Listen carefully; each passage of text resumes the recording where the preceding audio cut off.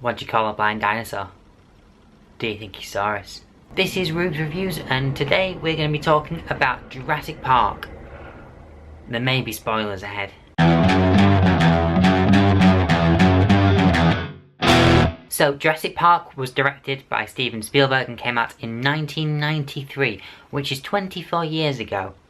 And it stars Sam Neill as Dr. Alan Grant, Laura Dern as Dr. Ellie Sattler, Jeff Goldblum as Dr. Ian Malcolm, and Richard Attenborough as John Hammond.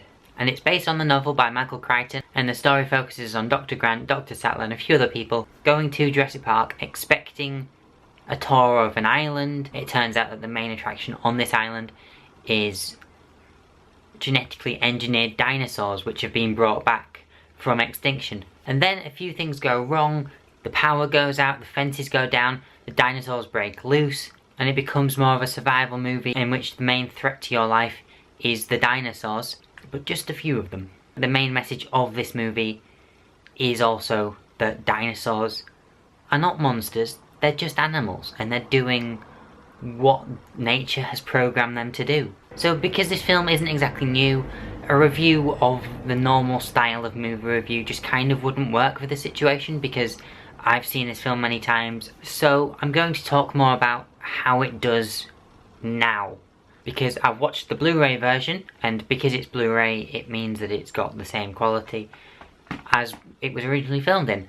So the real question is, does it actually hold up in a 2017 scenario? Because when this film came out in 1993, computer-generated images were sparingly used.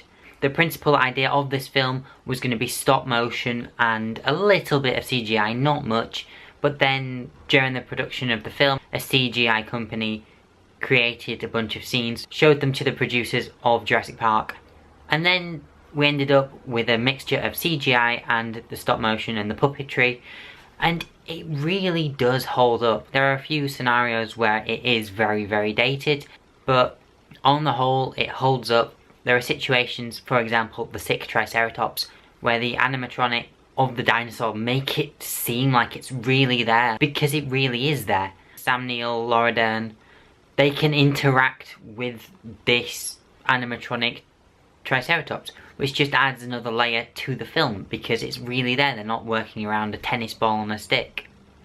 The film is very exposition heavy, but you do kind of need it because it explains everything that's going on.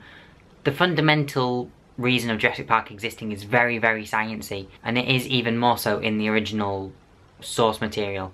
So, and because the screenplay was co-written by the original author, it does make sense for it to be as expositional as it really is. Talking a little bit about the actual dinosaurs themselves that are used, they were based on the current paleontological knowledge at the time. However, we have made plenty of discoveries since, like feathered dinosaurs, the whole plotline of the T-Rex vision being based on movement, that's been disproved. There's also the whole Dilophosaurus, Dennis Nedry scene, and you can see the strings on the Dilophosaurus. They're only there for less than a second, but they are still there. Other than that, there isn't really much to talk about. The film still has its whole nostalgia feel. You can rewatch it many, many times, and if you've liked Jurassic Park in the past, you're always gonna like it. If you haven't seen Jurassic Park, I really would recommend it, especially if you are a fan of dinosaurs, sci-fi, Steven Spielberg. There are other entries in this Jurassic Park / World saga, which I may eventually talk about at some point. I probably will, but it is common knowledge that they don't live up to the original, so bear that in mind if you do watch them. So I'm going to give Jurassic Park 8 out of 10. That's my rating. So have you seen Jurassic Park? What do you think? Let me know in the comments below. Do you agree with what I've given it? Would you give it higher? Would you give it lower? Like, comment, subscribe, all that jazz, and I shall see you next time. Adios. Bye.